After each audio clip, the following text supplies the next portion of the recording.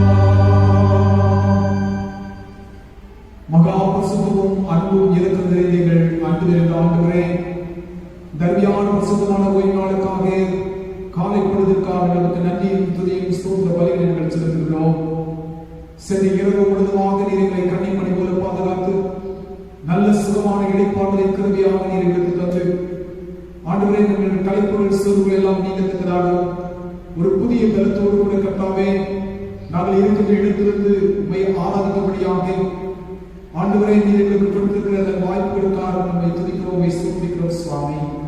தகப்பனே, இந்த ஆராதனை நாங்கள் பங்கெடுக்கின்ற பொழுது பரிசுத்த சிலுவையோடு கூட இதயத்தோடு கூட தகுந்த வணக்கத்தோடு கூட பணிவோடு கூட உமது நாமத்தை நாங்கள் ஆராதனை செய்யத்தக்கதாக எங்கள் யாருடைய சிந்தனைகளையும் கர்த்தர் தாமே உருவப்படுத்தும்படியாய் பரிசுத்தப்படுத்தும்படியாய் ஆளுகை செய்யும்படியாய் சமுத்திரப்படுத்த செல்கின்றோம். கர்த்தாவை ஆரம்பத்தில் முடிவட்டுமாக்கி உடைய அன்பின் பிரசனத்தை நாங்கள் உணரத்தக்கதால் உணர்வுள்ள இருதயத்தை நீர் எங்களுக்கு தாரும். கர்த்தாவே, இந்த ஐக்கியத்திலே பங்குவதற்கென்று ஆண்டவரை பிரயாசப்படுகிற பலர் இருந்தாலும் கூட சுவாமி, ஆண்டவரை ஒரு வேலை அவர்களுக்கு இப்படிப்பட்ட வாய்ப்புகள் கிடைக்கும் என்றாலும் மீண்டும் அவர்களுக்கு இப்படிப்பட்ட ஒரு வாய்ப்பு அவர்களுக்கு கிடைக்கத்தக்கதாக கர்த்தர்களுக்கு துணை பாராட்டும்படி சமுதிரம் நாங்கள் செல்கின்றோம்.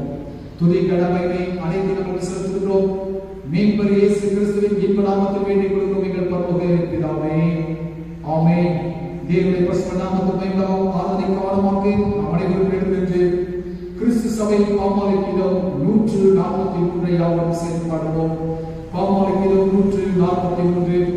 வானமும் பூமியும் சமஸ்தமும் படைத்து நீர் வேதத்தினுடைய பரப்பி இருளை அகற்றி செய்வோரை செலுத்துவேன்.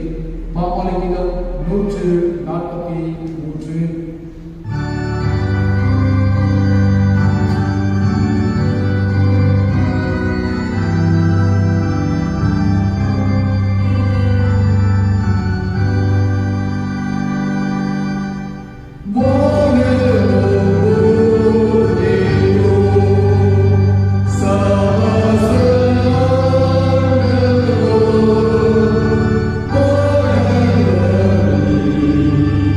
Yeah.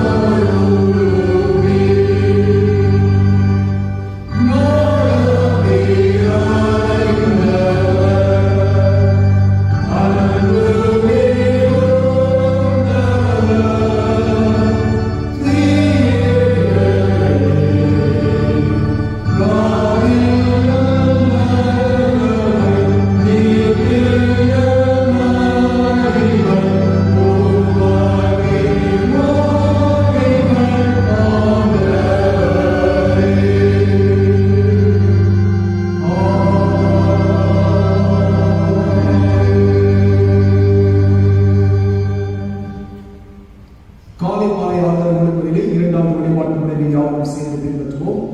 இரண்டாவது ஆராதனை ஒழுங்குமுறை. நாம் கடவுளை தொழுவோம். கடவுள் ஆவியா இருக்கிறார். அவரை தொழுது கொள்கிறவர்கள் ஆவியும் உண்மையோடும் அவரை தொழுது கொள்ள வேண்டும். நம்முடைய பிதாவாகிய கடவுளாலும் கர்த்தராகிய இயேசு கிறிஸ்துவினாலும் உங்களுடைய கிருபையும் சமாதானமும் உண்டாவதாக. இது கர்த்தர் கொண்டு பண்ணின நாள், இதிலே களிகூர்ந்து மகிழ கிடவோம். கடவுளின் ஐஸ்வர்யம், ஞானம், அறிவு என்பவரின் ஆழம் எவ்வளவு அதிகம்!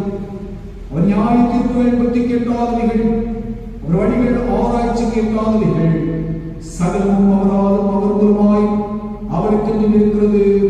என்றைக்கும் அவருக்கே மகிமை உண்டாவதாக. ஆமென். ஆண்டவரே, எங்கள் உதடுகளை திறந்தருளும்.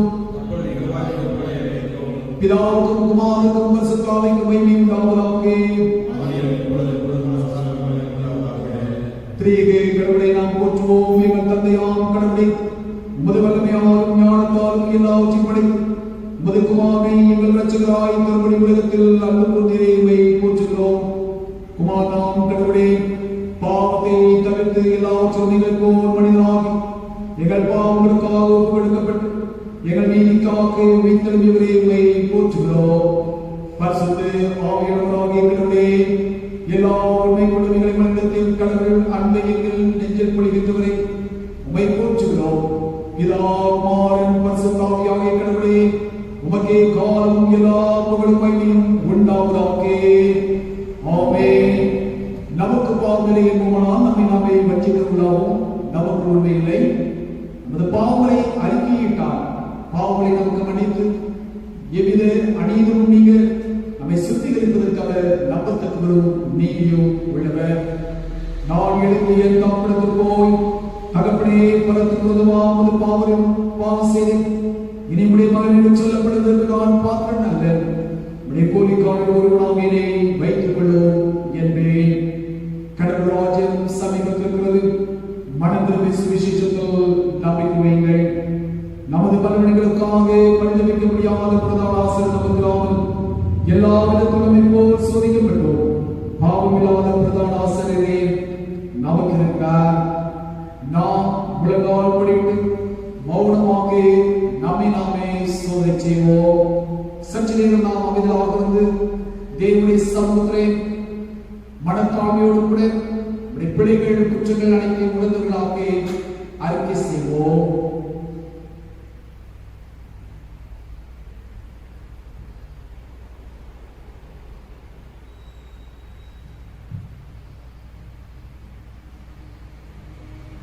சர்வ வலிமையுள்ள கடவுளுக்கு நாம் நமது பாவங்களை தாழ்வுடன் செலுத்துவதாக.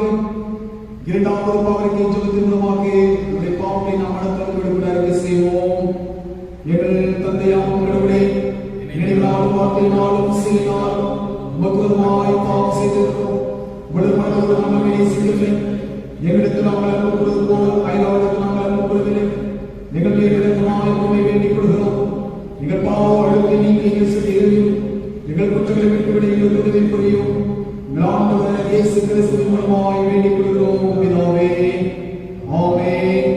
சர்வ வல்லமை மிகுந்த இரக்கமுள்ள ஆண்டவர், மன்னிப்பையும் பாவ நிவர்த்தியும் உங்களுக்கு கட்டளையிட்டு வாழ்க்கையை செயல்படுவதற்கான காலத்தையும் நமது பரிசுத்த ஆவியின் கிருபையும் தேற்றுதலையும் தந்திருப்பதாக.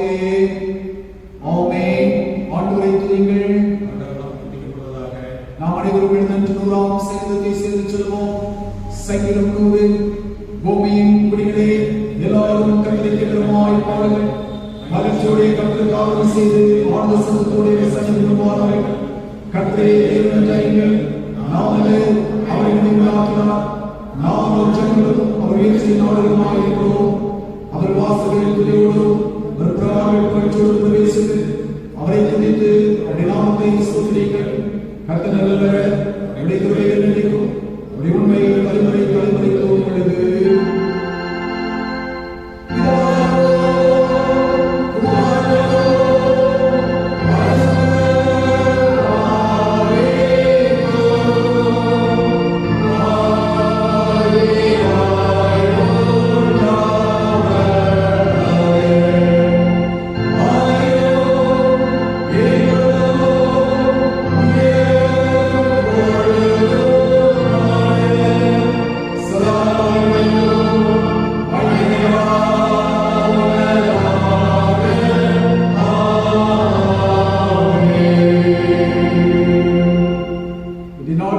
மொழிபெயர்க்கப்பட்ட சங்கீதம் 2 முறைமுறையாக வாசிப்போம்.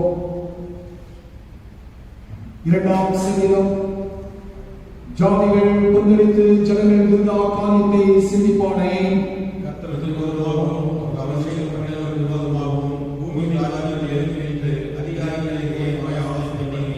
அவர்கள் கட்டுகளை அறுத்து அவர்கள் கைகளை நம்மை விட்டு எரிந்து கொள்வோம் என்கிறார்கள். அப்பொழுது அவர் தமது கோபத்திலே அவர்களோட பேசி நமது உக்கிரத்திலே அவர்களை கலக்கப்படுவார்.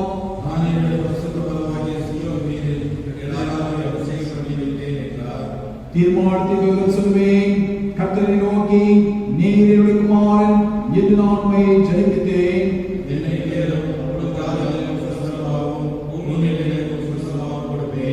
இறப்புக்களால் அவர்களை நோக்கி பயங்கரத்தை போல் அவர்களை உடைத்து போடுவேன் என்று சொன்னார். பயத்துடனே கர்த்தரை சேவியுங்கள், நடுக்கத்துடனே களிக்கூறுங்கள். சேர்ந்து சொல்வோம், குமாரன் கோபப்படாமல் இவரை அறியாமல் இருக்கும்படி அவரை முத்தம் செய்யுங்கள். கொஞ்ச காலத்தை அவரை கோபம் பற்றியே அவரை அன்னிக் கொடுக்கிற யாரும் பாக்கியவான்கள்.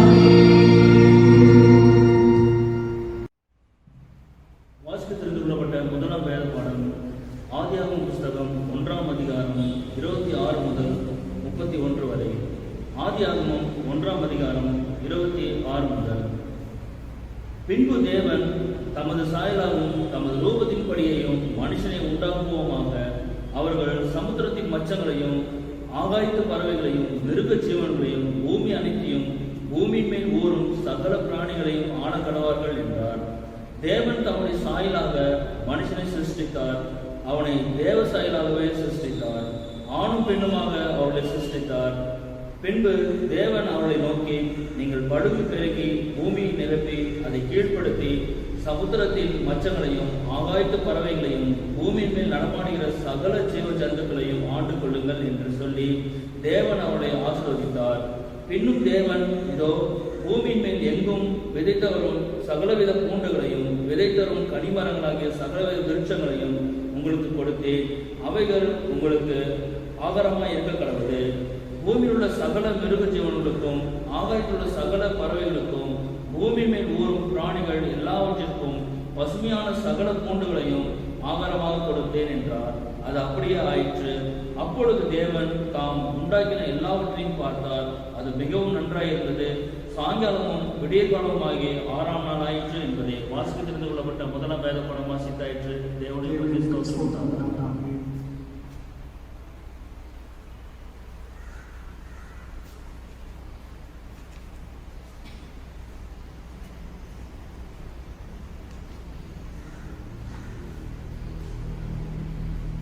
வாசிக்க தெரிந்து கொள்ளப்பட்ட 2ஆம் வேத பாடம் 2 கொரிந்தியர் 13ஆம் அதிகாரம் வசனங்கள் 11 முதல் 14 வரை.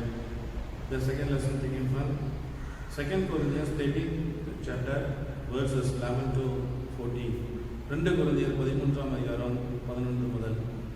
கடைசியாக சகோதரரே, சந்தோஷமாயிருங்கள், நற்செய்தி பொருந்துங்கள், ஆறுதலடையுங்கள், ஏக சிந்தையாயிருங்கள், சமாதானமாயிருங்கள். அப்பொழுது அன்புக்கும் சமாதானத்துக்கும் காரணராகிய தேவன் உங்களோடு கூட இருப்பார். ஒருவர் எவர் பரிசுத்த முகத்தோட வாழ்த்துங்கள். பரிசுத்தவான்கள் எல்லாரும் உங்களுக்கு வாழ்த்துதல் சொல்லுகிறார்கள். பிதாவாகிய இயேசு கிறிஸ்துவின் கிருபையும் தேவனுடைய அன்பும் பரிசுத்த ஆத்மாவினுடைய ஐக்கியமும் உங்கள் அனைவரோடு கூட இருப்பதாக. ஆமென் என்று என்பது வாசிக்க தெரிந்து கொள்ளப்பட்ட இரண்டாம் வேத பாடம் வாசித்தாயிற்று. கிறிஸ்துவே மகிமை உண்டாவதாக. நற்செய்தி பகுதிக்காக நாம் எழுந்திருப்போம்.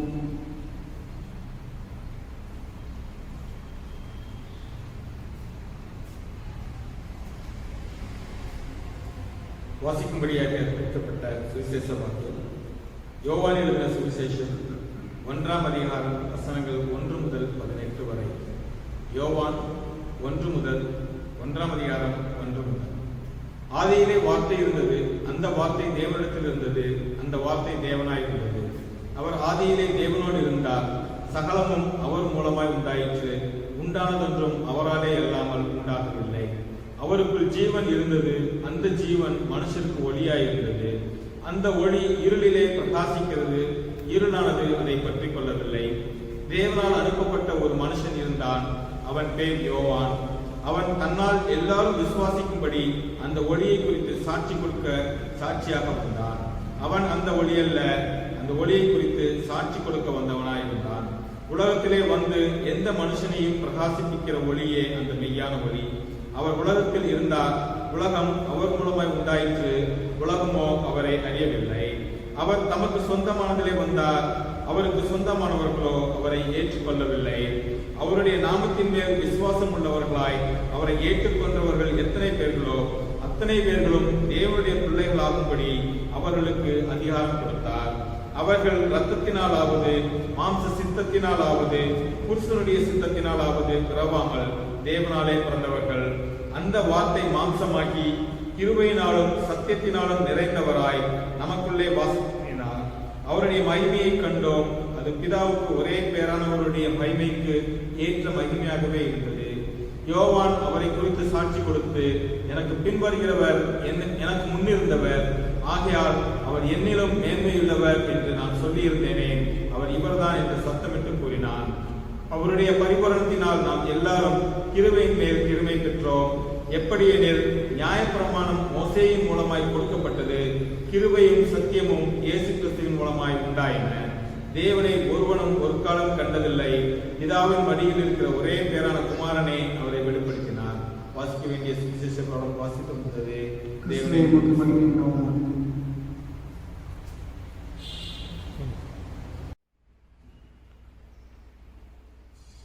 தேவனுடைய பரிசுத்த நாமத்துக்கு மேம்பாடும் நம் அனைவருமாக எழுந்து நின்று கிறிஸ்துவை பாமரிக்கிறது 142 யாவும் சேர்ப்பார்கள். பாமரிக்கிறது 142.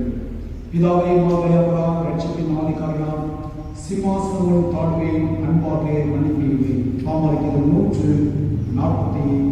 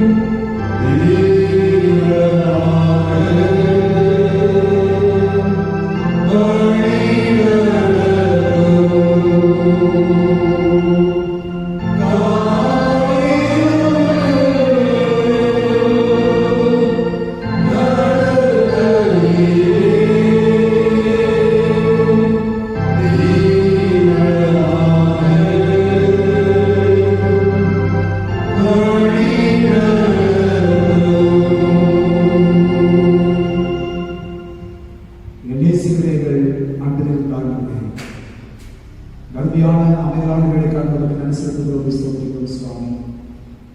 உங்களுடைய பாதங்களிலே எங்களை நாங்கள் தாழ்த்தி செய்கிறோம். ஆண்டவரே, உங்களுடைய வார்த்தைகளை நாங்கள் வாசித்து தியானிக்கின்ற பொழுது சத்திய ஆவியில் எங்களோடு கூட இடைப்பட வேண்டும் என்று நாங்கள் வந்தார்கள் சுவாமி. கர்த்தாவே, நீ சொல்லுகின்ற வார்த்தைகளை எங்கள் செவிகள் கேட்டுட்டோம்.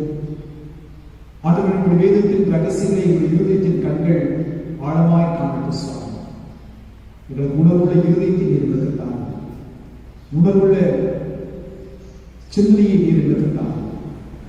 எல்லாவற்றையும் ஆண்டவரை கருத்து நாங்கள் காத்து கொடுக்கிறோம். அடிமை மறைக்கிறோம். நீர் மாத்திரமே மகிமையாக வேண்டும். இறைவன் இயேசு கிறிஸ்துவை நீர் நாமத்தில் வேண்டிக் கொள்ளும் என்று பரலோகத்திலே கிறிஸ்துக்குள் அன்பான திருச்சபை பிள்ளைகளே, ஆண்டவராகிய இயேசு கிறிஸ்துவின் திருப்பெயரிலே உங்கள் அனைவருக்கும் கிருபையும் சமாதானமும் உண்டாவதாக என்று சொல்லி அன்போடு நான் வாழ்த்துகின்றேன்.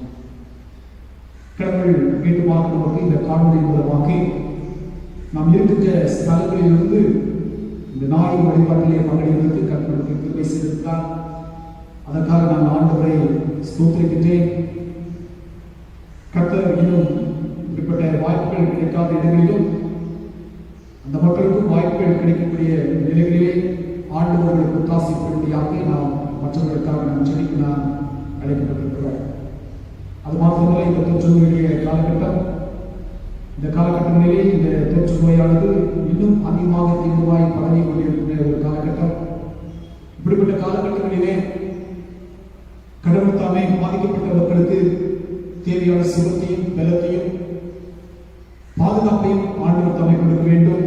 அதற்காக நாம் தொடர்ந்து நாம் தனித்த ஜபங்களிலே, நம்முடைய குடும்ப ஜபங்களிலே அதிகமாக நாம் இணைப்புகளால் கடமைப்பட்டவர்களாக இருக்கின்றோம். ஏதோ கிறிஸ்தவ பிள்ளைகள் ஆலயம் வழிபாட்டுக்கு வருகிறோம், செல்லுகிறோம், அல்லது நாம் இருக்கின்ற இடத்திலிருந்து காணொலி மூலமாக வழிபாட்டிலே நாம் பங்கெடுக்கிறோம் என்று நாம் இருக்கின்றார்களுக்கு அதுவும் இந்த இக்கட்டான இந்த கால சூழ்நிலைகளிலே அதிகமாக தேவனுடைய சமூகத்தில் போராடி ஜெபிக்க நாம் அழைக்கப்பட்டவர்களாக இருக்கின்றோம். ஒருவேளை நாம் பாதுகாப்பு நாம் இருக்கலாம், ஆனால் மற்றவர்கள் எத்தனையோ பேர் இன்றைக்கு பாதுகாப்பற்ற நிலையில பாதிக்கப்பட்டுள்ளார்கள். தன்னுடைய குடும்பத்தாரை தங்கள் கருமையாக எடுத்துக் கொண்டிருக்கின்றார்கள். அழுகையும் புலம்பலின் சத்தமும் கண்ணீர் துளிகளும் பூமியை நிரப்பிக் கொண்டிருக்கிறது. மனித உடல்கள் புதைக்கப்பட முடியாதபடிக்கு பல இடங்களிலே குடும்பத்தின் மக்கள் தவித்துக் கொண்டிருப்பதை நாம் பார்க்கின்றோம். இப்படிப்பட்ட நிலைகளிலே நாம் அமைதியாக இராதபடிக்கு நாம் செபிக்க நாம் கடமைப்பட்டவர்களாக இருக்கிறோம். நீங்கள் அனைவரும் தொடர்ந்து நீங்கள் அதற்காக முன்பாய் ஜெபிப்பீர்கள் என்று சொல்லி நான் கிறிஸ்து இயேசுவுக்குள்ளாக நான் விசுவாசிக்கின்றோம். இதனாலே நம்முடைய தெளிந்த திருச்சபை வழிபாட்டின் முறையின் அடிப்படையில் நாம் சிந்திப்பதற்காக நமக்கு கொடுக்கப்பட்ட தலைப்பு மூவொரு கடவுளை தொழுகிறோம். மூவொரு கடவுளை தொழுகிறோம். We worship the triune God என்ற தலைப்பை நாம் சிந்திப்பதற்காக நாம் அழைக்கப்பட்டிருக்கிறோம். இந்த ஞாயிறானது நமக்கு ஒரு பிரத்யேகமான ஒரு ஞாயிறு, சிறப்பான ஒரு ஞாயிறு, திருத்துவ ஞாயிறு என்று சொல்லி இந்த ஞாயிறை அழைப்பதற்கு திருச்சபையுடைய அடிப்படையான தன்மை தொழுகை இருக்கிறது என்பதை நாம் மறுக்கிறார். அது மட்டுமல்ல, ஒவ்வொரு விசுவாசியும் தொழுகை செய்கின்ற பொழுது மகிழ்ச்சியோடு கூட இறைவனை தொழுகை செய்கின்றான் என்கின்ற அந்த சிந்தனையானது இருக்கிறது என்பதை நாம் மறுக்கிறார். அதனால் இறைவனை நாம் தொழுகை செய்வது என்பது மனிதன் நன்றி உணர்வை வெளிப்படுத்தும் செயலாக இருக்கிறார். மனிதனுக்கு கடவுள் தன்னுடைய வாழ்க்கையிலே எத்தனையோ நன்மைகளை செய்திருக்கிறார், எத்தனையோ அருட்கொடைகளை ஆண்டவர் கொடுத்திருக்கிறார், ஈவுகளை ஆண்டவர் கொடுத்திருக்கிறார், அவருடைய கிருபையை அவர் வெளிப்படுத்தி இருக்கிறார். அவை நம்முடைய வாழ்க்கையிலே நாம் பெற்றிருக்கிற நன்மைகள், ஆசீர்வாதங்கள், இவர்கள் எல்லாவற்றையும் நாம் எண்ணி பார்க்க விடுச்சுன்னா ஆண்டவருக்கு நன்றி சொல்வதற்கு நமக்கு காலமே போதாது. பக்தர் சொல்லுமாக 1000 நாவுகள் இருந்தாலும் போதாது என்று சொல்வது போல எத்தனை நாவுகள் கொடுக்கப்பட்டாலும் கூட ஆண்டவர் செய்த நன்மைகளுக்கு நாம் நன்றி சொல்வதற்கும் அவருக்கு துதிகளை செலுத்துவதற்கும் போதுமானது அல்ல. ஆனாலும் மனுக்குல வரலாற்றிலே கடவுள் செய்த அல்லது செய்து கொண்டிருக்கின்றதான அனைத்து காரியங்களையும் உணர்ந்தவனாக நன்றி உணர்வை வெளிப்படுத்துகின்ற அந்த செயல்பாடுகள் தான் தொழுகை என்று நாம் அழைக்கின்றோம். இந்த தொழுகையினுடைய மையம் தான் எது இருந்துச்சுன்னா திருத்துவ கடவுள் என்பதாகும். அதை ஆங்கிலத்திலே ட்ரினிட்டி என்று நாம் அழைக்கின்றோம். திருத்துவம் அல்லது மூவொன்றல் என்று நாம் அழைக்கின்றோம். மூன்றில் ஒன்று என்று நாம் அதற்கு பல சொற்களை நாம் இதற்கு பயன்படுத்திக் கொண்டு வருகிறோம். அவை எந்த சொற்களை நாம் பயன்படுத்தினாலும் தொழுகைக்கு மையமாயிருப்பது திரியேக கடவுளின் நாமம் தான். அந்த கடவுளின் நாமத்தை தான் நாம் என்ன செய்திருக்கிறோம்? நம்முடைய வழிபாட்டிலே ஆண்டவரை ஆராதிக்கிறோம் என்ற உள்ள உணர்வோடு கூட நாம் என்ன செய்கிறோம்? விசுவாசிகளால் நாம் கூடி வருகின்றோம். தொழுகையில் நாம் நம்மை இணைத்துக் கொள்கிறோம். அவை இந்த கிறிஸ்துவ கடவுளை குறித்து பவுல் சொல்லுகிற விதமாக எழுதுகிறார். எபேசியர் நிருபம் 2ஆம் அதிகாரம் 18ஆவது வசனத்தை நாம் வாசித்து பார்க்கின்ற பொழுது, அந்தபடியே நாம் இருந்திருந்தாலும் ஒரே ஆவியினாலே பிதாவிடத்தில் சேர்ந்த சாக்கியத்தை அவர் மூலமாய் பெற்றிருக்கிறோம். இங்கே பவுல் எழுதுகின்ற பொழுது, எபேசிய திருச்சபை மக்களுக்கு எழுதுகின்ற பொழுது அந்த திருத்துவ கோட்பாட்டை மையமாய் கொண்டு அங்கே சொல்லுகிறார். வசனத்திலே ஆர்வம் எப்படி இருக்கிறது? ஒரே ஆவியினால் என்று சொன்னால் பரிசுத்த ஆவியினால் பிதாவினிடத்தில் சேரும் சாக்கியத்தை அவர் மூலமாய் பெற்றிருக்கிறோம். யார் மூலமாய் பெற்றிருக்கிறோம்? அவருடைய திருக்குமாரனாகிய ஆண்டவராகிய இயேசு கிறிஸ்துவின் மூலமாய் நாம் பெற்றிருக்கின்றோம். அதைத்தான் இந்த திருத்துவத்தினுடைய அந்த தன்மையை திருச்சபையை உணர வேண்டும், அறிந்து கொள்ள வேண்டும், புரிந்து கொள்ள வேண்டும் என்பதற்காக பவுல் விதமாக அழகாக அதை சுட்டி காட்டுவதை குறித்து நாம் பார்க்கின்றோம். அவையினுடைய திருமுறையை நாம் ஆராய்ந்து பார்த்தோம் என்று சொன்னால், திருத்துவ கோட்பாட்டை வெளிப்படுத்துகின்ற நிலைகள் இருக்கிறது. ஆனால் திருத்துவம் என்று சொல்லப்படுகிற அந்த பதமானது திருமுறையில் எங்கும் பயன்படுத்தப்படவில்லை. அதை நாம் தெளிவாக நாம் உணர, நாம் புரிந்து கொள்ள நாம் அழைக்கப்பட்டதாய். அவை திருமுறையில் சொல்லப்படாத, குறிப்பிடப்படாத இந்த திருத்துவம் என்ற சொல் எப்படி திருச்சபைகளுக்குள் வந்தது? திருச்சபையில் நாம் இப்போது திருத்துவம் என்றெல்லாம் நாம் பயன்படுத்திக் கொண்டு வருகின்றோம். ஆங்கிலத்தில் ட்ரினிட்டி என்று நாம் சொல்கிறோம். இந்த திருத்துவம் என்று அழைக்கப்படுகின்ற இந்த கோட்பாடானது திருச்சபைகளுக்குள் எந்த காலகட்டத்தில் வந்தது என்பதை திருச்சபை மக்களாகி நீங்கள் நானும் தெளிவாக அறிந்து கொள்ள நாம் அழைக்கப்படுகிறோம். 2வது நூற்றாண்டின் காலகட்டத்திலே இறையில் வல்லுநராகிய பேராயர் தியோபிலஸ் திருத்துவத்தை பற்றி அவர் சொல்லுகின்ற பொழுது ட்ரையாஸ் என்ற பதத்தை அவர் பயன்படுத்துகிறார். அவரை தொடர்ந்து இன்னொரு இறையராளர் சொல்லுகிறார், தெர்த்துலியன் என்று அழைக்கப்படுகிற ஒரு இறையராளர் சொல்லுகிறார், ட்ரினிட்டாஸ் என்று அந்த சொல்லை பயன்படுத்துகிறார். இந்த சொற்கள் 4ஆம் நூற்றாண்டுடைய ஆரம்ப காலகட்டம் வரைவாக பயன்படுத்தப்பட்டு வருகிறது. இந்த சொற்கள் 4வது நூற்றாண்டின் காலகட்டத்தில் வருகின்ற பொழுது ட்ரினிட்டாஸ் என்று சொல்லப்படுகிறதான இந்த பயன்படுத்தப்படுகிற இந்த சொல்லை குறித்து சபைகளுக்காக பல்வேறு விதமான கருத்துக்கள் எடுப்பார்கள். அவை இதற்கு ஒரு முடிவு காண முடியாத வரைக்கும் அன்றைக்கு இருக்கின்ற திருச்சபைகள் திணற ஆரம்பித்தன. இப்படிப்பட்ட சூழ்நிலையில் தான் கிபி 325ஆம் ஆண்டிலே நிசையா என்று அழைக்கப்படுகிற அந்த இடத்திலே கூடப்பட்ட மாமன்றத்தில் தான் திருத்துவம் என்ற அந்த பதத்தை பயன்படுத்த அவர்கள் அதை உணர்த்தி காட்டினார். அதற்கு பின்பதாக தான் திருச்சபைக்காக இன்றைக்கு நீங்கள் நாம் என்ன செய்கிறோம்?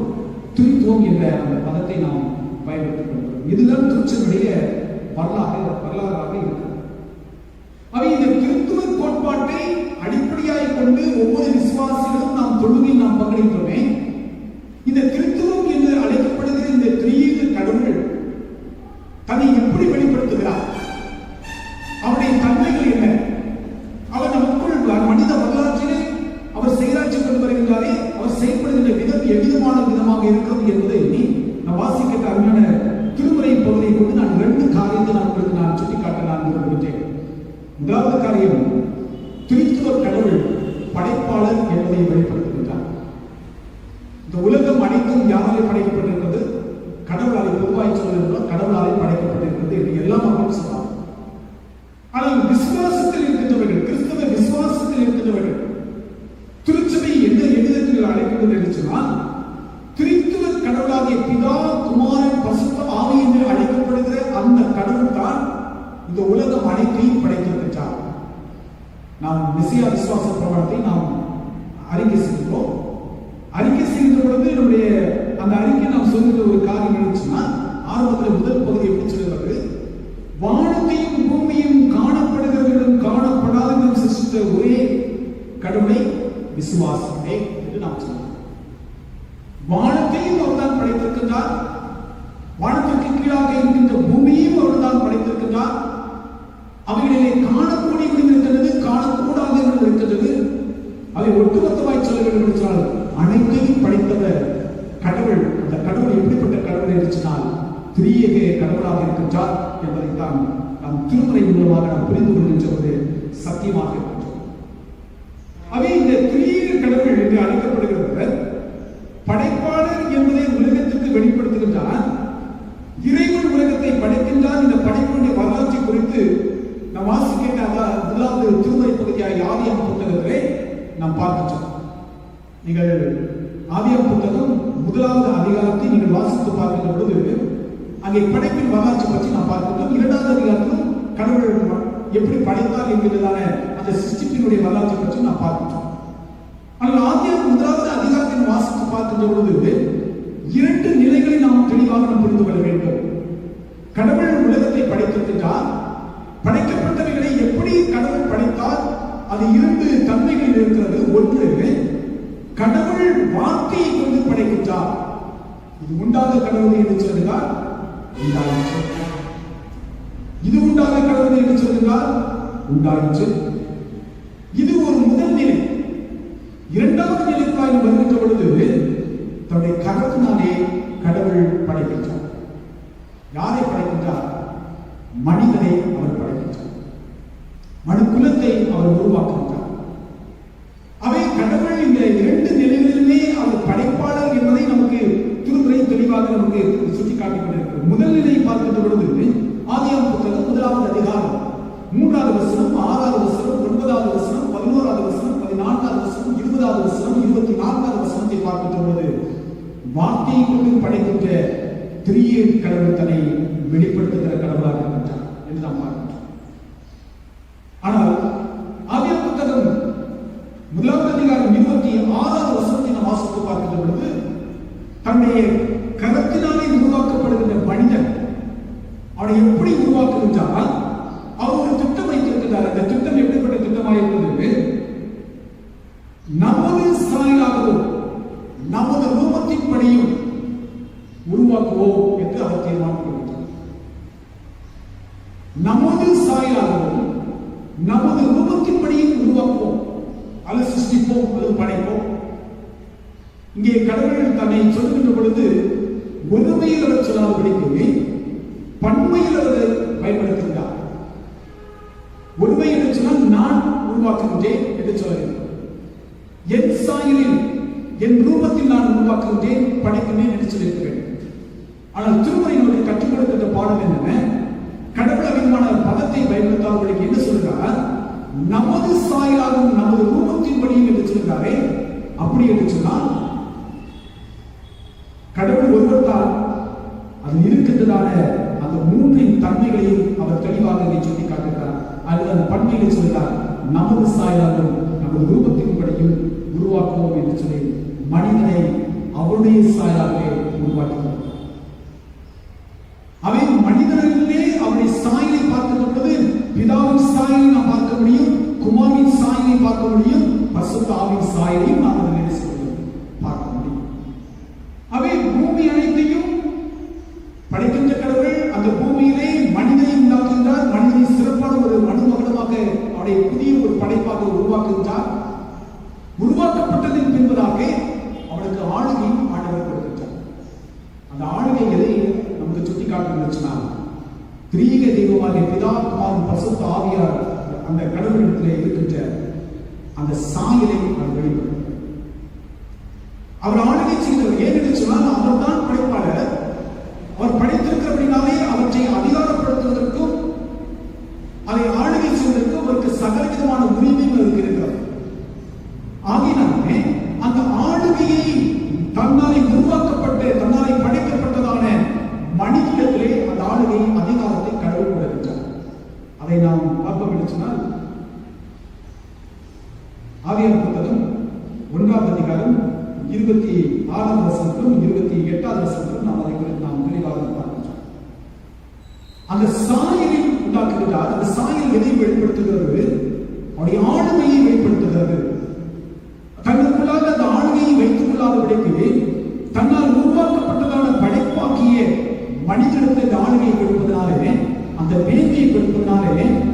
மனிதன் கடவுள் கொடுக்கின்ற அந்த மேன்மையை அவன் பெற்றுக் கொள்கிறான், அடைகின்றான். இதன் மூலமாக தான் திரியேக கடவுள் தன்னை படைப்பாளர் என்ற நிலையை தன்னை வெளிப்படுத்துகிறார். அவை இந்த புரிந்து கொள்ளுதல் நமக்கு அவசியமாயிருக்கும். இந்த புரிந்து கொள்ளுதல் தான் நாம் கடவுளை ஆராதிக்கின்ற பொழுது, நாம் தொழுகை செய்கிற பொழுது திரியேக கடவுள் நமக்கு சாயலை கொடுத்திருக்கின்றார். திரியேக கடவுள் நமக்கு அதிகாரத்தை ஆளுகின்ற அதிகாரத்தை நமக்கு கொடுத்திருக்கின்றார் என்கின்ற அந்த சிந்தனையோடு நாம் திரியேக கடவுளை நாம் என்ன செய்ய வேண்டும்? ஆராதிக்க நாம் அழைக்கப்பட்டுள்ளார். இது முதலாவது காரியம். இரண்டாவது காரியம், திரித்துவ கடவுள் நமக்கு வெளிப்படுத்துகிற ஒரு உண்மை என்று சொன்னால், அவர் எப்படி தன்னை வெளிப்படுத்துகிறார் என்று சொன்னால், கிருபை, அன்பு, ஐக்கியத்தை வெளிப்படுத்துகிறவராய் இருக்கிறார். கிருபை, அன்பு, ஐக்கியத்தை வெளிப்படுத்துவதாக இருக்கிறார். நாம் தொடர்ந்து வருகின்ற கிறிஸ்துவ கடவுளத்திலே கிருபையும் அன்பையும் ஐக்கியத்தையும் நாம் பெற்றுக் கொள்கின்றோம். எப்படி நாம் பெற்றுக் கொள்கின்றோம்? ஈவாக நாம் பெற்றுக் கொள்கின்றோம், அருட்படையாக நாம் பெற்றுக் கொள்கின்றோம், பரிசாக நாம் பெற்றுக் கொள்கின்றோம். அதை குறித்து நாம் வாசிக்கின்ற அருமையான 2வது வேத பகுதியிலே பவுல் அப்போஸ்தலன் விதமாக எழுதுகிறார். 2 கொரிந்தியர் புத்தகம் 13வது அதிகாரம் 14வது வசனத்திலே, அந்த அதிகாரத்தினுடைய முடிவு பகுதியை எழுதுகின்ற பொழுது ஒரு வாழ்த்து செய்தியோடு கூட அதை தெளிவுபடுத்துகின்றார்.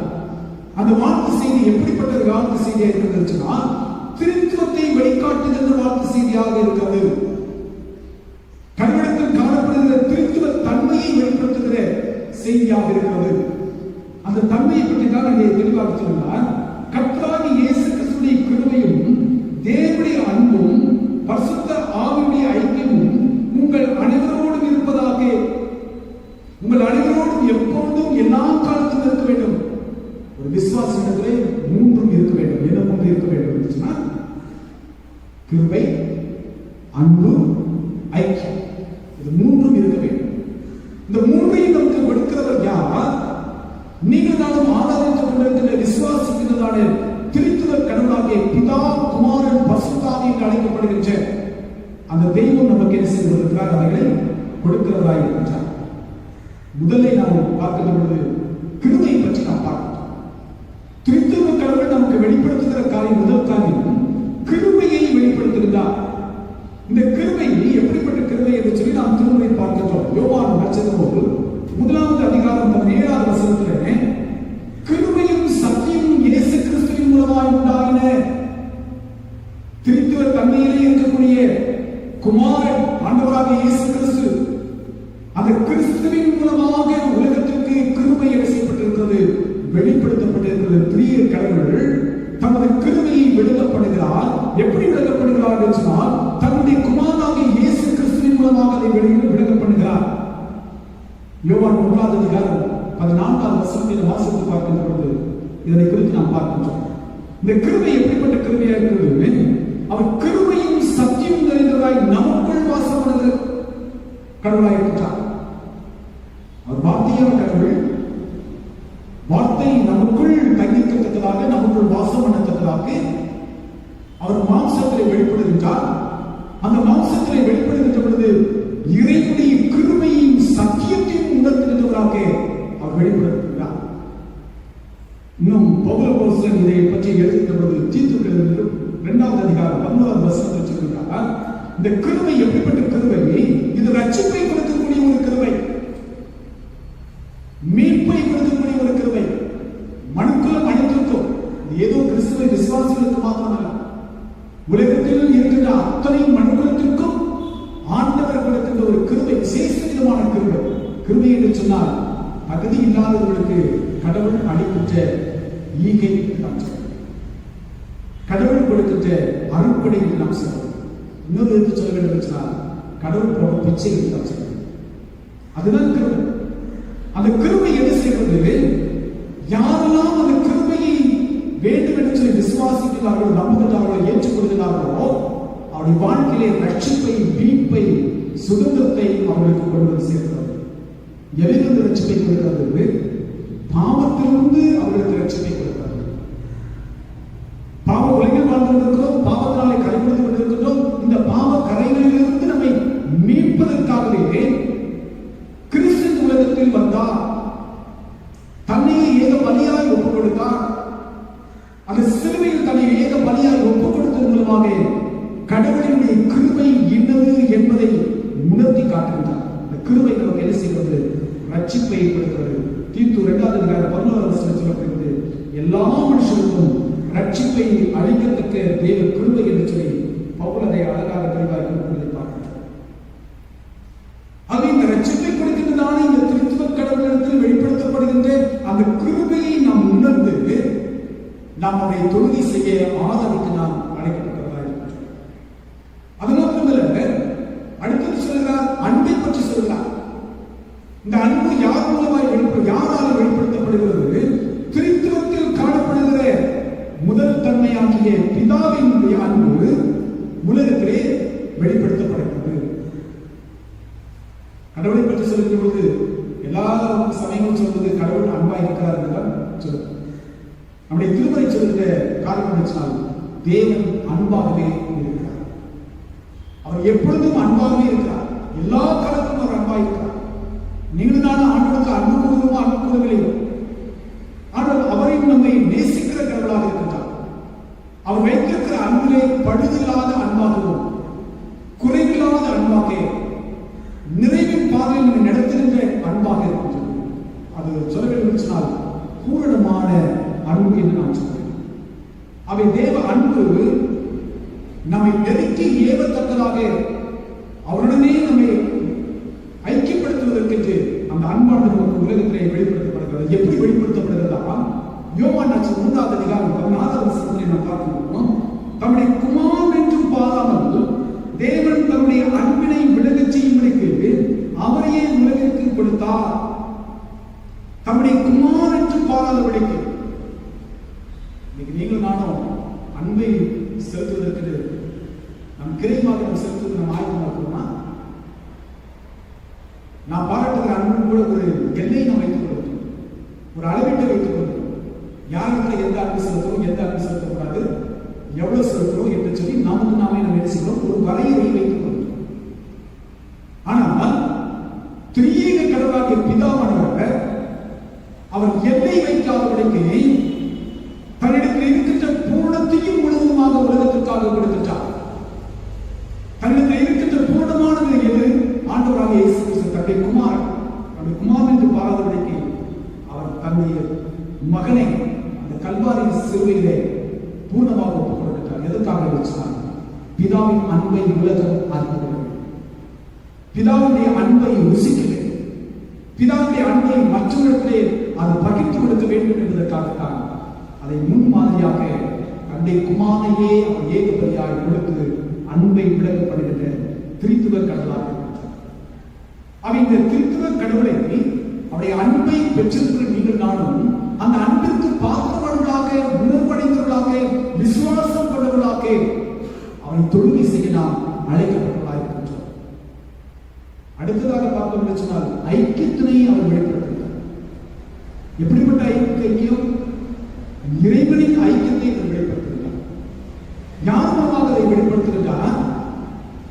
பரிசுத்த ஆவியின் மூலமாக அதை வெளிப்படுத்துகிறார். ஆண்டவராகிய இயேசு கிறிஸ்து சீஷர்களை விட்டு அவர் கடந்து போவதற்கு முன்னதாக சீஷர்கள் சொல்லிய ஒரு காரியம், நீங்கள் கவலைப்பட வேண்டாம், உங்கள் இருதயம் கலங்க வேண்டாம், நீங்கள் பயப்பட வேண்டாம், நான் போகிறேன், நான் போய் உங்களுக்காக வேறொரு தேற்றவாளை நான் உங்களுக்கு அனுப்புகிறேன், அவர் என்னைக்கும் உங்களுடைய கூட செய்வார் இருப்பார்.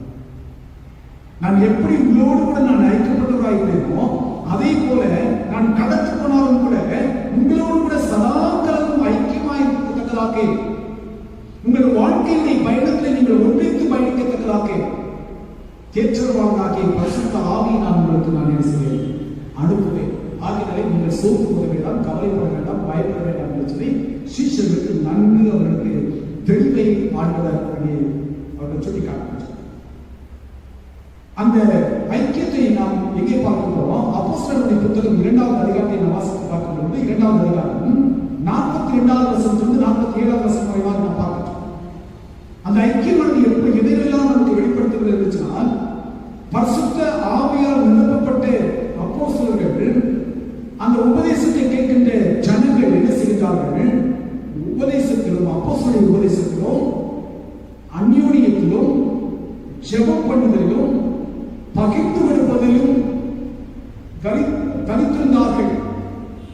அப்பம் பிற்கின்றார்கள், ஜெபிக்கின்றார்கள், அப்போஸ்தலர் மூலமாய் வெளிப்படுத்தப்படுகின்ற உபதேசத்தை இவர்கள் கருத்தாய் கேட்கின்றார்கள். கேட்டு உணர்வடைந்தவர்களாக தங்களுக்குள் இருக்கின்றவர்களை யார் யாருக்கு என்னென்ன தேவைகள் இருந்தோ அந்த தேவைகளுக்கு ஏற்ற நிலையில் அவர்கள் என்ன செய்கிறார்கள்? பகிர்ந்து கொடுக்கின்றனர். தன்னுடைய காணியாட்சிகளையும் கூட அவர்கள் விற்று அப்போஸ்தலருடைய பாதத்திலே கொண்டு வந்து அவர்கள் என்ன செய்கிறார்கள்? பொதுவாக அவர்கள் வைக்கின்றனர். காரணம் என்ன சொன்னால், நாம் அனைவரும் ஒன்றாக இருக்கின்றோம். ஆண்டவராகிய இயேசு கிறிஸ்து தன்னுடைய சீஷர்களுக்கு சொல்கின்ற பொழுதும் அந்த ஒன்றிப்பின் தன்மை பற்றி தான் பேசிக்கொண்டே இருக்கிறார். யோவான் 17வது அதிகாரத்தில் வாசித்து பார்க்கின்ற பொழுது பிதாவுடைய சமூகத்தில் அவர் ஜெபிக்கின்ற பொழுது என்ன சொல்லி ஜெபிக்கின்றார்? நீரும் நானும் ஒன்றாயிருப்பது போல அவர்களும் நம்மில் ஒன்றாயிருக்கும்படிக்கு நீர் எனக்கு தந்த இவர்கள் என்னோடு கூட சேர்ந்த ஊழியத்தின் பாதைகளிலே பங்கு பெற்றவர்கள், இந்த அப்போஸ்தலர்கள், அழைக்கப்பட்டவர்கள், தெரிந்து கொள்ளப்பட்டவர்கள், இவர்கள் நம்மில் ஒன்றாய் இருக்கும்படிக்கு நான் வேண்டிக் கொள்கிறேன் என்று சொல்கிறார். அந்த இடத்திலே கடவுள் இயேசு கிறிஸ்து வெளிப்படுத்துகின்ற காரணம் சொன்னால் ஐக்கியம். ஐக்கியம். இந்த அப்போஸ்தலர்கள் இன்னும் தொடர்ந்து நம்மிலே ஐக்கியத்தை அவர்கள் செய்ய வேண்டும், நிலைத்திருக்க வேண்டும். அவை ஐக்கியத்தை வெளிப்படுத்துகிற பரிசுத்த ஆவியர் என்ற அந்த மூன்றாவது தன்மையை திருத்துவ கடவுள் நமக்கு தெளிவாக உணர்த்திட்டார். அவை திருத்துவ கடவுளத்திலிருந்து நாம் பெற்றுக்கொள்கின்ற அருட்படை எப்படிப்பட்ட அருட்படை என்று சொன்னால், கிருபை என்ற அருட்படை பெற்றுக் கொள்கின்றோம், அன்பு என்கின்ற அருட்படையை பெற்றுக் கொள்கின்றோம், ஐக்கியம் என்ற அருட்படையை நாம் பெற்றுக் கொள்கின்றோம். நம்ம ஒரு பக்கத்தில் பெற்றுக் கொள்கின்றோம், ஆனால் இவைகளை நாம் மற்றவர்களுக்கு நாம் அதை பரிமாறிக் கொள்கின்றவர்களாக இருக்கின்றோமா? கிருபையை பெறாதவர்கள், கிருபையை பற்றி அறியாதவர்களே கிறிஸ்துவின் மூலமாய் வெளிப்படுத்தப்படுகின்ற பிதாவுடைய கிருபையை, தேவனுடைய கிருபையை மற்றவர்களுக்கு அறியத்தக்கதாக அறிவிக்கின்றவர்களாக நாம் இருக்கின்றோமா? படித்தவர்களாக இருக்கின்றோமா? நம்மை நேசிப்பது போல பிறரையும் நாம் நேசிக்கத்தக்கதாக ஆண்டவர் சொல்லியிருக்கிறார். உன்னை நேசிப்பது போல பிறனையும் நீ நேசிக்க. அப்ப பிறனை நேசிக்கத்தக்கதாக அவர் நமக்குள் கொடுத்திருக்கிற அந்த அன்பை நாம் பரிமாறிக் கொள்கின்றவர்களாக நாம் இருக்கின்றோமா? மாத்திரமல்ல, ஐக்கியத்திலே மற்றவர்களை நாம் இணைத்துக் கொள்கின்றவர்களாக இருக்கின்றோமா? பரிசுத்த ஐக்கியத்திலே, விசுவாச ஐக்கியத்திலே அவரை இணைத்துக் கொள்வதற்கு நமக்கு மனது இருக்கிறதா? அந்த ஐக்கியம் இருக்கிறதா? சற்று யோசிப்பார். கிருபையும் அன்பையும் ஐக்கியத்தையும் வெளிப்படுத்தியிருக்கிறதால் திருச்சபையின் கூட்டமாக உங்களையும் என்னையும் ஆண்டவர் செய்திருக்கிறார். அழைக்க நாம் செய்ய வேண்டிய காரியம் ஏதோ நான் ஆலயத்துக்கு வந்தேன், ஆராதித்தேன், ஆண்டவருக்கு சில காரியங்களை செய்தேன், இந்த ஆலயத்துக்கு சில தேர்தல்களை சந்தித்தேன் என்று சொல்லி நாம் கடந்து போகாமல் கிருபையும் அன்பையும் ஐக்கியத்தையும் எனக்கு கொடுத்திருக்கின்ற அருட்படையாக கொடுத்திருக்கின்ற என்னை அவருடைய சாயலில் படைத்து அவருடைய அதிகாரத்தை எனக்கு நேர்மையாய் கொடுத்து வைத்திருக்கின்ற ஆண்டவரை திருத்துவ கடவுளை நான் மனதார நான் தொழுகை செய்ய வேண்டும் என்ற அந்த உணர்வின் சிந்தனையோடு நாம் இதனை தொழுக நாம் அழைக்கப்பட்டதாகின்றோம். கிறிஸ்துவ வாழ்க்கையிலே நம் ஆண்டவரை தொழுகை செய்வது சிந்தனை நமக்கு வருகிறதா? அல்லது ஏதோ நாம் ஞாயிற்றுக்கிழமை ஆகிவிட்டது இருந்துச்சுன்னா நாம் ஆலயத்துக்கு போக வேண்டும், எதை ஒரு பாரம்பரியம், ஏதோ ஒரு சடங்காச்சாரம், இந்த நிலையில் நாம் அதை பின்பற்றிக் கொண்டிருக்கிறோம். திருத்துவ கடவுளை நாம் ஆராதிப்பதற்காக பிரத்யேக கூட்டமாக, திருமக்களின் கூட்டமாக, விசுவாசிகளின் கூட்டமாக அழைக்கப்பட்டிருக்கிறார். அவர் படைப்பாளர் என்பதை உலகத்திற்கு நாம் என்ன செய்கிறோம்? காட்ட நாம் அழைக்கப்பட்டிருக்கிறோம். மாத்திரமல்ல, கிருபையும் அன்பையும் ஐக்கியத்தையும் பிறருக்கு நாம் பகிர்ந்து கொள்வதற்கு நாம் அழைக்கிறோம். நாம் செய்வதற்கு ஆயப்படுகின்றோமா? குறிப்பாக இந்த இக்கட்டான இந்த காலகட்டங்கள், இந்த கொடிய வேதனை கொடுக்கக்கூடிய ஒரு காலகட்டங்கள், எங்கு பார்த்தாலும் மரணத்தின், எங்கு பார்த்தாலும் மக்களுடைய கண்களிலே கண்ணீர் வடிக்கின்ற கூட்டங்கள், அலைமோதுகின்ற கூட்டங்கள், என்ன செய்வது ஏது செய்வது என்று சொல்லி திசை தெரியாதவர்களுக்கு அங்கும் இங்குமாக சிதறி ஓடிக்கொண்டிருக்கின்ற கூட்டம். அந்த கூட்டத்தின் மத்தியிலே நீங்களும் நான் பாதுகாப்பு வாழ்ந்து கொண்டிருக்கிறோமே, நாம் இன்னைக்கு பாதுகாப்பு கூட இருக்கிறோம் என்ற அந்த ஒரு குறுகிய சிந்தனையோடு கூட நாம் யாரும் இருக்கிறோம். அந்த மக்களிடத்தில் இறைவன் நடத்த காட்டின அவருடைய கிருபையும் அவருடைய அன்பையும் அவருடைய ஐக்கியத்தை நாம் வெளிப்படுத்த நாம் அழைப்பை பெற்றுள்ளோம். திருச்சபை இந்த நாட்களிலே அதை நன்கு உணர வேண்டும். அந்த உணர்வின் சிந்தையோடு நாம் தொழுகை செய்வது சொன்னாங்க. அதுதான் அர்த்தம் நிறைந்த தேவ பக்தியாக. அப்படிப்பட்ட வேலையில் இன்று நாம் நடந்த தேவன் தான் துணை செய்கிறார்கள். தலைவர்கள் நேசிக்கிறீர்கள் அன்பு இருந்த ஆளுமை வார்த்தைகளுக்கான நடிசுகிறோம். திரிய கடவுளை நாங்கள் ஆராதிக்கின்றோம், வழிபடுகிறோம் என்று சொல்கின்றோம். வழிபடுகின்றதான அந்த கடவுள் அவர் எங்களை படைத்திருக்கின்ற படைப்பாளர், எங்களுக்கு அதிகாரத்தை ஆளுமையை எங்களுக்கு கொடுத்திருக்கின்ற கடவுள் மாத்திரமல்ல, எங்கள் பிரிவை கிருமையை வெளிப்படுத்துகின்றனர், அன்பை வெளிப்படுத்துகின்றனர், அவரோடு கூட இணைந்து பயணிக்கிறதுக்காக ஐக்கியத்தை எங்களுக்கு கொடுத்திருக்கின்றனர் என்பதை நாங்கள் உணர்ந்து இந்த உலக வாழ்விலே நாங்கள் பயணிக்க வேண்டியிருக்கிறார். அந்த உலகின் சிந்தையோடு நாங்கள் ஆராதிக்க பொழுதெல்லாம் இந்த சிந்தையோடு கூட விசுவாசத்தோடு நாங்கள் ஆராதிக்கிறதுக்காக கர்த்தர் எங்களுக்கு கிருபைப்பார். துதிக்கடமை எல்லாம் நாம் செலுத்துகிறோம். மீட்பர் இயேசு கிறிஸ்துவின் வழியாக வேண்டிக் கொள்வதை பரவாயில்லை.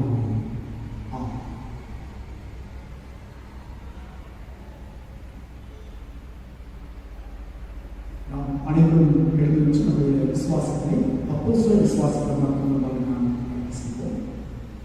வானத்தையும் பூமியும் படைத்த சர்வ விசுவாசத்தை ஒரே குமாரனாகிய நாமத்தில் விசுவாசத்தை பிரசுத்தாவின் கடவுளார் முதலாவது காவல் பாவங்கள் சிலுவையிலே மரித்து அடக்கப்பட்ட பாவங்கள் நாம மூன்றாவது எழுதினார். மரணத்தை சர்வ எல்லாவற்றையும் வசனித்திருக்கிறார்.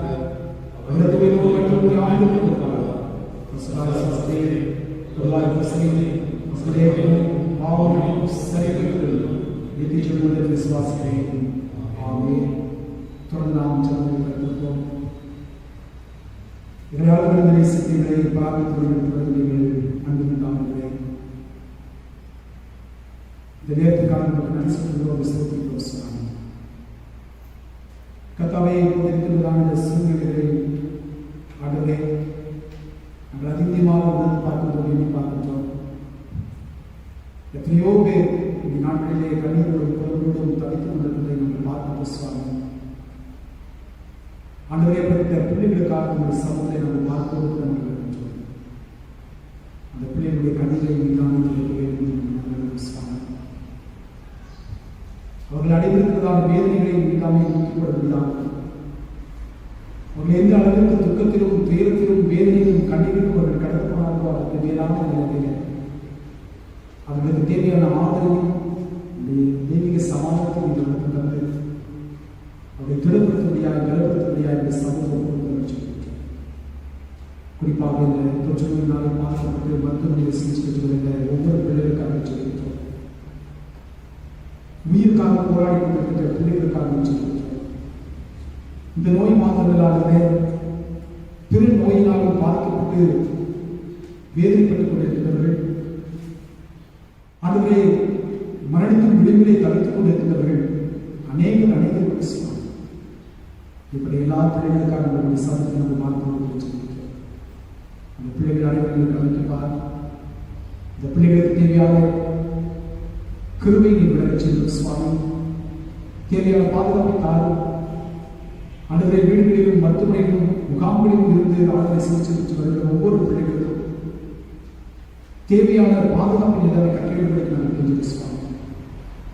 சிகிச்சை கிடைக்காத இடங்களில் இருக்கின்ற மக்களுக்கு சிகிச்சை கிடைக்கத்தக்கதாக, மருத்துவ ஆலோசனைகளால் அவர்களுக்கு கிடைக்கத்தக்கதாக கருத்து வைப்பார்கள். இந்த தொற்று நோயில் இந்த காலகட்டங்களிலே தொழில் வாய்ப்பை இழந்தவர்கள் அநேகம் இருக்கிறார்கள் சுவாமி. அப்படிப்பட்ட பிள்ளைகளுக்காக நாங்கள் கருத்தோடு சொல்லியிருக்கிறோம். இந்த பிள்ளைகளை கவனிப்பார்.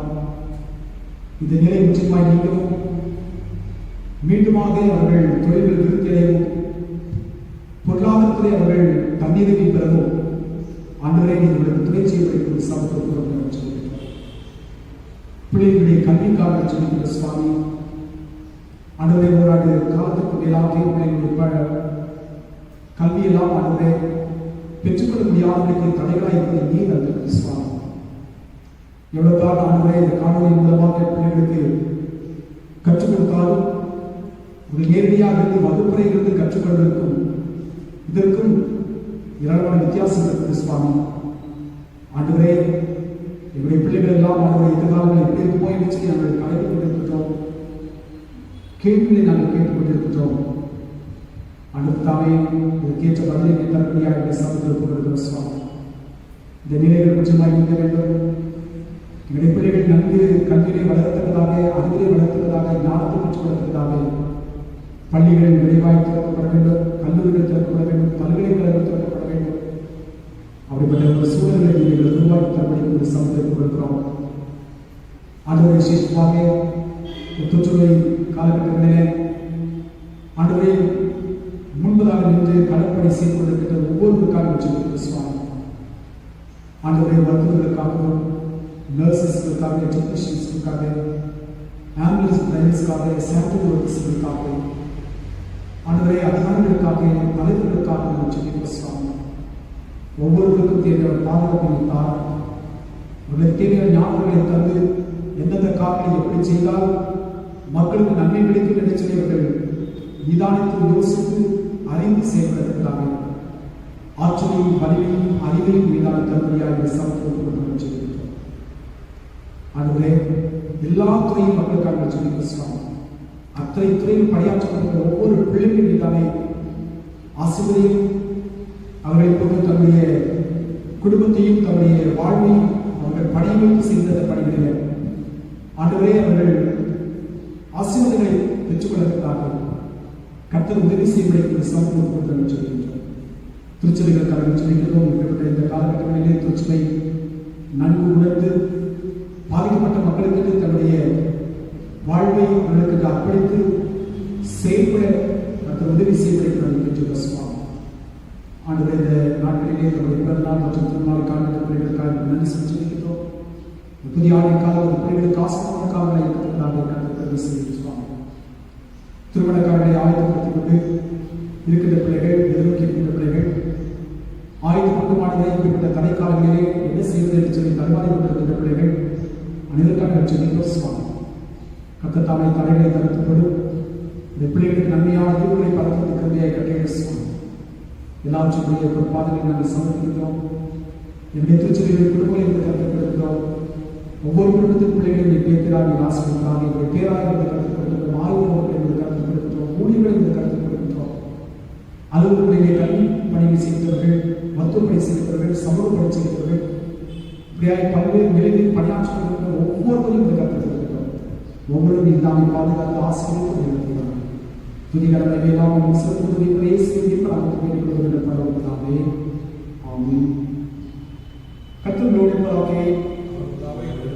கர்த்தாவே இருக்கிறோம். கர்த்தாவே இருக்கிறோம். பிரணவே இருக்கிறதாவே. விநாயகஸ்துதாவே. ராஜஸ்துதாவே. சிதவர் பிரேசியை செய்ததாவே. அன்னப்பரை பெற்றால் கிறிஸ்துவாய் கிறிஸ்துவின் நாமத்தில் சொல்லுகிறேன். இயேசுவின் பேசும் நாமத்தில் நிறைவேற்றப்படும். ராஜ்யமலை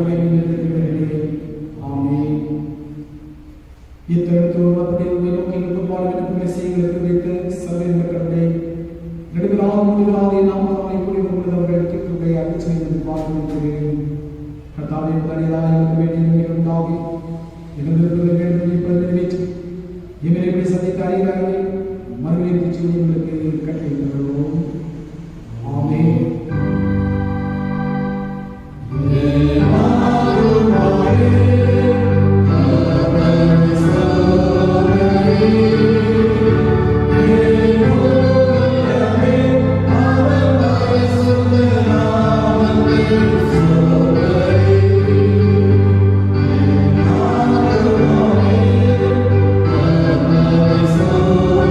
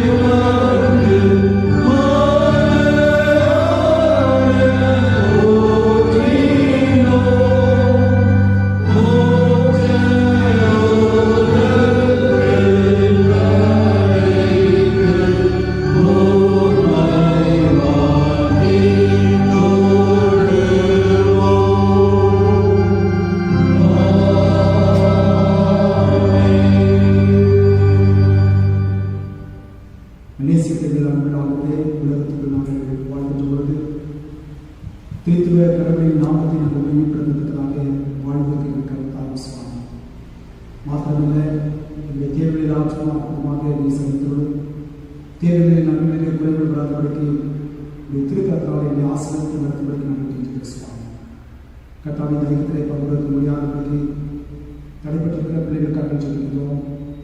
தடையை நீக்கும் இப்படிப்பட்ட ஐக்கியத்தை அவர்கள் பங்களித்து நாமத்தை ஒரு ஆராதனைக்கு கருத்துக்களை பாராட்டுவாங்க.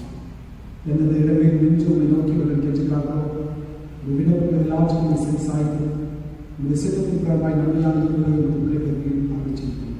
துதி கடமை இல்லாமல் செலுத்துவதும் பேசி இப்படாமல் கருத்து